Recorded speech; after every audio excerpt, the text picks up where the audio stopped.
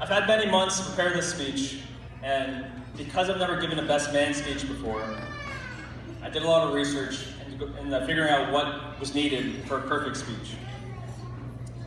And over again, one key piece of advice kept coming up. That the speech should only last as long as it takes the groom to make love. So if everyone would join me in raising their glass. I'm kidding.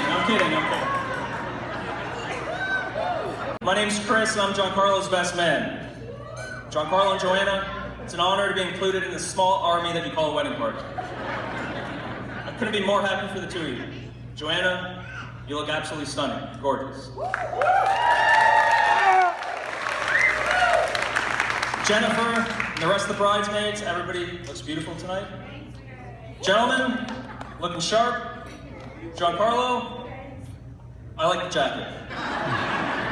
You blend in nicely with the trees outside. So, there comes a time in everyone's life when they meet their one true love, their soulmate. The person that's going to know and love them for the rest of their life. That moment came for Giancarlo 25 years ago when he met me. Fortunately for him, though, he had a second moment. And it came on a cold February evening a few years ago when he met Joanna. It was the night of their first date, and they met for coffee. And the night ended with Joanna giving Giancarlo a loot bag.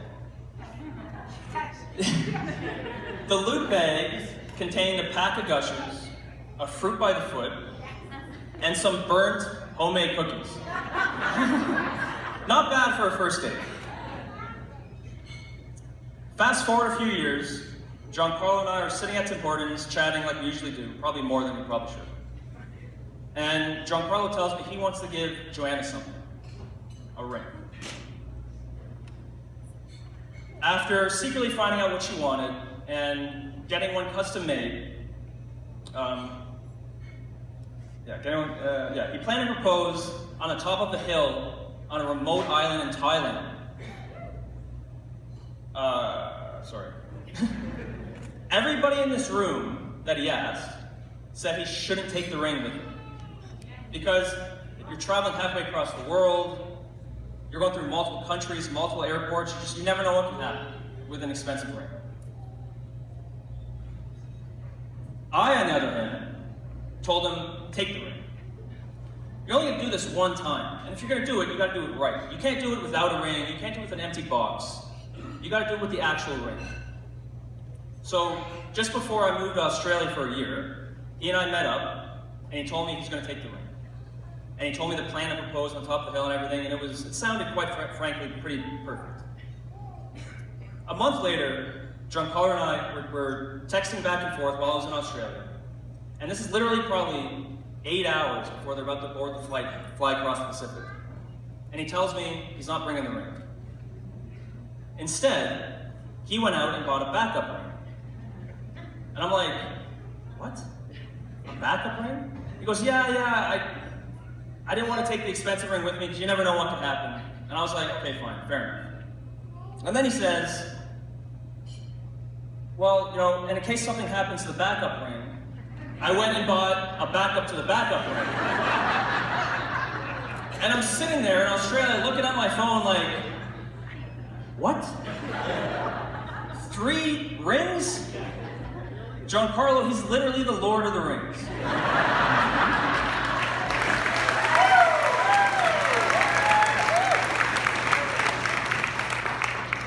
It sounds funny to get 3 engagement rings, but he did it because he wanted to make sure that nothing could get in the way of Joanna having a once-in-a-lifetime moment. And for those of you that know him really well, you know that he'll do whatever it takes for his family and for his friends, that they can have the best possible moments that they can have. Giancarlo, I have to say, you're very lucky. You get to leave here tonight with a beautiful wife that's loving, sincere, honest, caring, and warm. and Joanna, you're also very lucky. You leave here tonight with a beautiful dress, a lovely bouquet of flowers, and a 4th ring.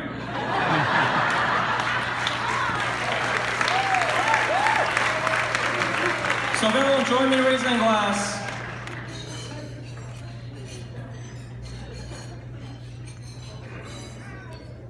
They say that you don't marry the person that you can live with, you marry the person you can't live without. And that sums up Giancarlo and Joanna perfectly. To the happy couple, I wish you nothing but good health and happiness for the rest of your lives. Cheers.